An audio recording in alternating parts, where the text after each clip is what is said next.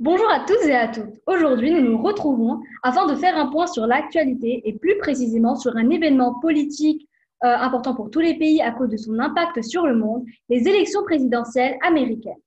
En effet, tous les médias en parlent en ce moment et notamment ici trois quotidiens français, Le Figaro, Le Monde ainsi que Les Échos qui en font leur une de journaux et des dossiers analytiques complets.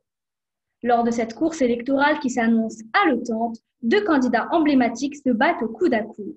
Nous retrouvons ce très cher Donald Trump, 74 ans, dixit l'actuel président des États-Unis qui défend le Parti républicain, et de l'autre côté, nous avons Joe Biden, 77 ans, ex-vice-président des États-Unis, et celui-ci est pour le Parti démocrate. Comme présagé, les journaux français ont cherché à mettre leur grain de sel dans la critique des deux candidats. Ces derniers mois, chacun tente de faire le point à sa manière sur le mandat de Trump, sur ses accomplissements et sur les probabilités qu'il se retrouve à la tête de l'Amérique pour 4 ans de plus. On retrouve par exemple au grand titre du Figaro, Donald Trump a-t-il tenu ses promesses? Certes, une question primordiale dont la réponse laisse à désirer. Néanmoins, à cause de la récente contamination de l'actuel président au Covid-19, les avis restent très mitigés. En public, après avoir clairement tranché qu'il fallait apprendre à vivre avec ce virus, les Échos déduisent que les familles dangereusement touchées par le coronavirus risquent d'avoir été heurtées. Malgré tout, personnellement, je doute qu'il s'agisse d'une affirmation purement basée sur l'expérience de l'homme d'affaires. Je pense plutôt qu'il s'agit d'un nouveau souffle d'espoir, promesse d'un retour à un quotidien normal si jamais Trump est élu. Dans une retranscription de son interview exclusive, le grand professeur Walter Russell Mead affirme, et je cite, « Ceux qui sous-estiment Trump ont profondément tort », tandis que la présidente de la Chambre des représentants des États-Unis, Nancy Pelosi, juge que le milliardaire souffre d'une dissociation de la réalité qui serait amusante si elle n'était pas meurtrière. En tout cas, affaire à suivre. Bien évidemment, qui dit élection présidentielle dit débat. En l'occurrence, le premier qui a opposé Biden à Trump a vite tourné au vinaigre.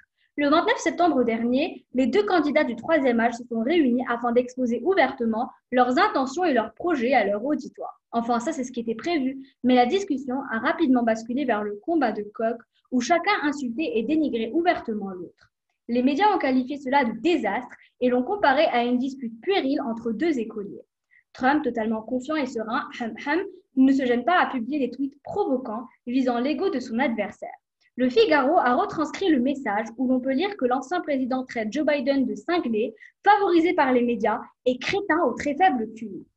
À présent, abordons un vaste sujet qui a fait polémique, l'annulation du second débat présidentiel. Étant donné les conditions sanitaires, le second débat devait avoir lieu le 15 octobre en visioconférence. Mais M. Trump a strictement refusé de, comme il dit, débattre derrière un ordinateur. La commission a finalement été obligée de supprimer ce débat, le seul où les Américains pouvaient directement poser leurs questions aux deux candidats. Le porte-parole du Parti démocrate, Andrew Bates, a commenté que Donald Trump n'a évidemment pas le courage de répondre de son bilan aux électeurs en même temps que Joe Biden et qualifie cela de honte d'après l'article du journal Le Monde. Le dernier débat entre Joe et Donald a pris place le 22 octobre et s'est déroulé beaucoup plus calmement que le premier. Les candidats ont abordé certains sujets principaux tels que la gestion de la pandémie, la défense de l'environnement, les enfants migrants séparés de leurs parents et enfermés dans des camps, la confidence du scrutin électoral et enfin les violences policières envers les Noirs américains.